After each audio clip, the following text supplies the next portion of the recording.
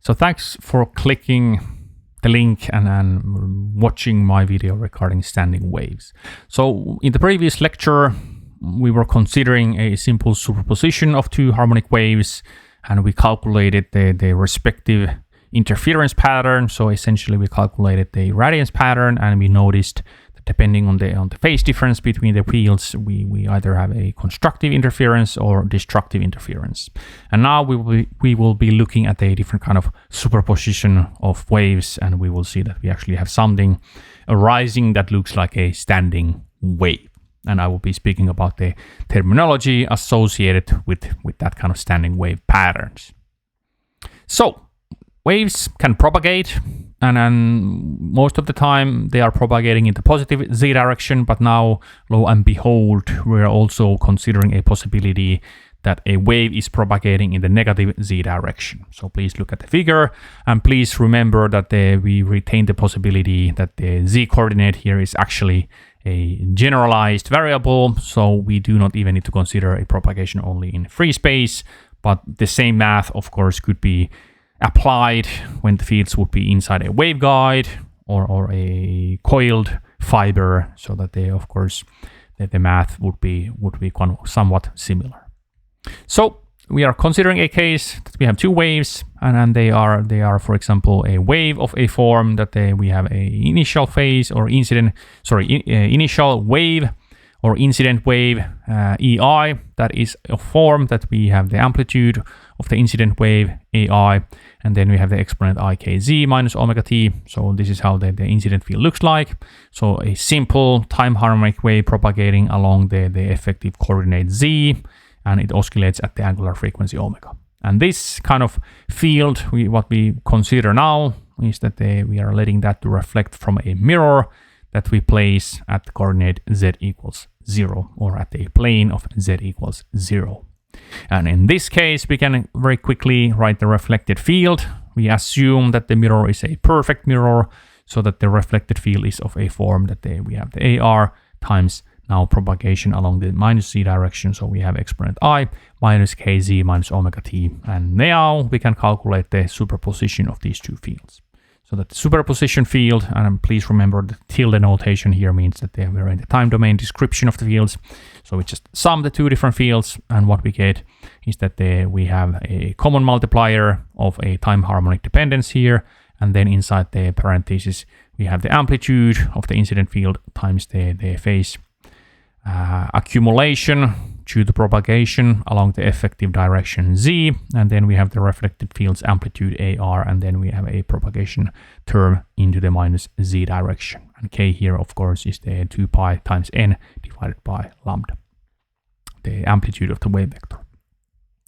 Let's assume, as I already mentioned, that we have a perfect reflecting metal mirror, and this helps us to not consider losses.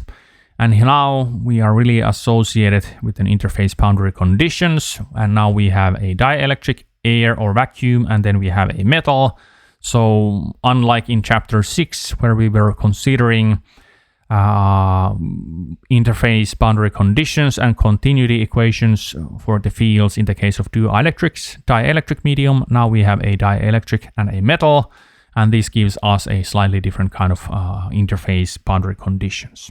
So essentially, at the interface of the mirror, this can be derived from the Maxwell's equations. So essentially, the field must be a 0.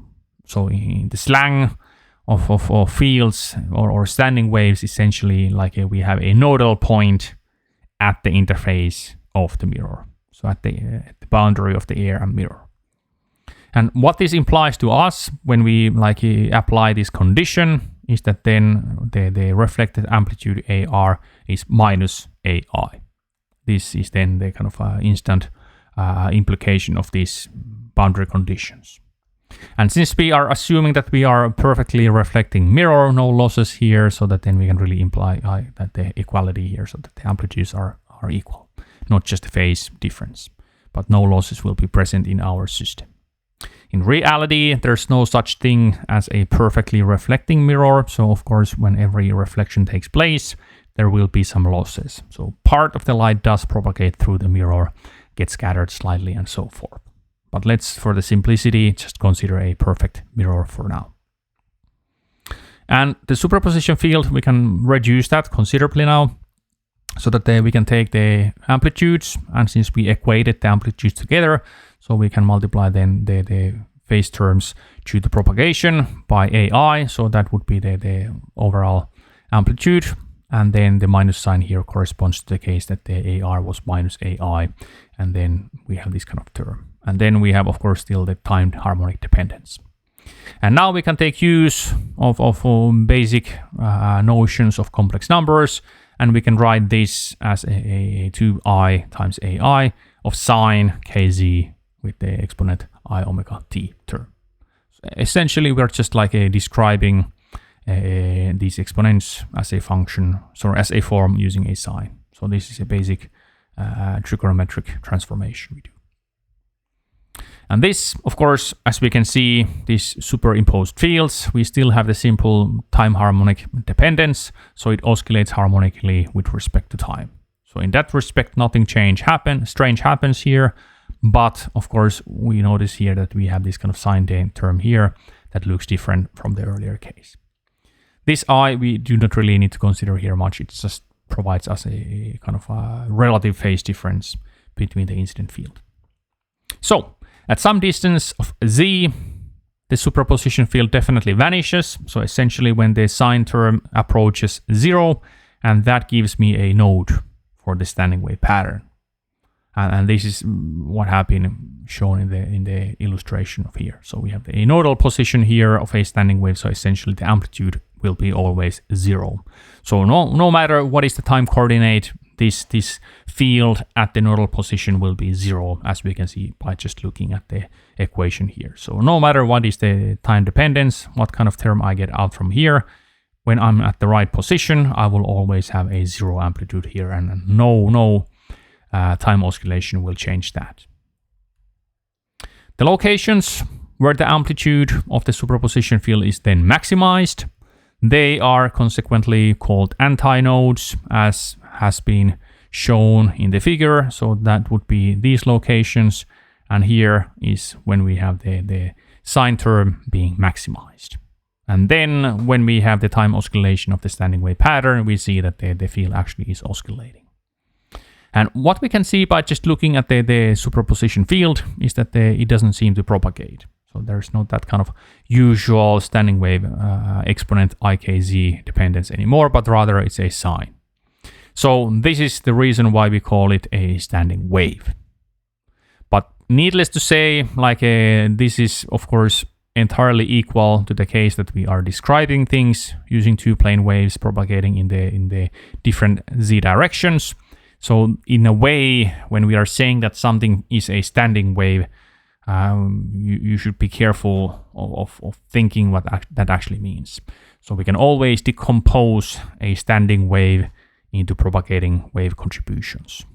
So even though it looks that it's a standing wave, and in a way energy is not being transferred in different points here, like this field has been composed of propagating subfields, as we can see from this math in here, so that we're really summing two fields, and that the two fields here are the ones that are giving rise to the standing field.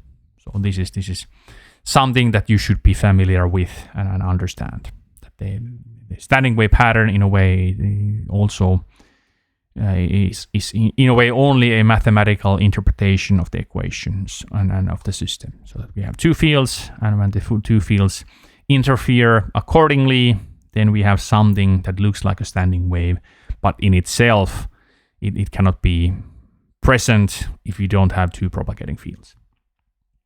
And this was all I wanted to say in this lecture, so I will now just speak up quickly how we will generalize things in the upcoming next lecture. So in the next section, we will generalize the treatment to scenarios where we are now calculating superpositions of waves, but now we are letting the different frequencies to be present in the different plane wave sums. So when we are summing up in the next lecture of different plane waves, we are actually letting a possibility to be that they are oscillating at slightly different frequencies. And why this is of importance in terms of what follows during the course, and especially in the follow-up courses and real life, is that this generalization of math gives us a possibility to, for example, describe pulsed waveforms. And in current photonics field, ultra-fast lasers and ultra-short pulses are in many applications of extreme importance, and they are used all the time. So if we want to understand, for example, these kind of light sources and that kind of light distributions, we should be really understood. We should be really able to understand how that kind of pulses could be described. So that is where we want to go in the future. Another possibility that we could also extend our treatment to superposition of plane waves, but now instead of propagating along a z direction, they would be actually propagating in slightly different directions. So in slightly different wave directions of k. And what we would get with this kind of generalization of our math is that then we would be, for example, able to describe focused fields or diverging light distributions. And equally, we could also understand a little bit better how waveguide modes, how they look like, or what kind of field distributions are propagating inside fibers. So there also, many times, we should extend our math this way. So for example, if you would want to calculate how quickly a given pulse propagates inside a fiber, you would first of all need to understand how you describe that kind of pulse in a time domain, so that you sum different kind of time harmonic contributions together. And then on top of that, you in fact have a specific modal distribution of light propagating inside a fiber. And if you would want to understand what kind of refractive index profile it seems, what kind of effective refractive index it seems, then you would also need to understand what kind of different k vectors are associated with the mode. But of course, those kind of considerations go beyond our current introductory level. So I will put just saying that these are the things that lurk ahead of you in your journey. And during this course, we do not go there at all. So we're just essentially treating with the simplest of scenarios of things, such as, for example, the superposition of several frequencies that we will be doing in the next lecture. But I felt that I really also need to try to explain to you why we are showing to you these bits and pieces of mathematics and how they connect into the bigger picture of optics and photonics. So I thank you for your patience and time, and please follow up with me shortly in the upcoming lecture regarding the topic I was mumbling about for a long time. So thanks for listening, and bye-bye for now.